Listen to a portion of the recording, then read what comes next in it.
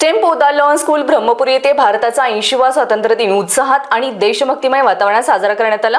कार्यक्रमाला ब्रह्मपुरी विधानसभा क्षेत्राचे आमदार श्री माननीय विजयभाऊ वडेट्टीवार यांच्या हस्ते ध्वजारोहणाचा कार्यक्रम पार पडला। तसेच कार्यक्रमाला इंजिनियर श्री अभिजित कापसे व सौ अशिता कापसे यांची प्रमुख उपस्थिती होती।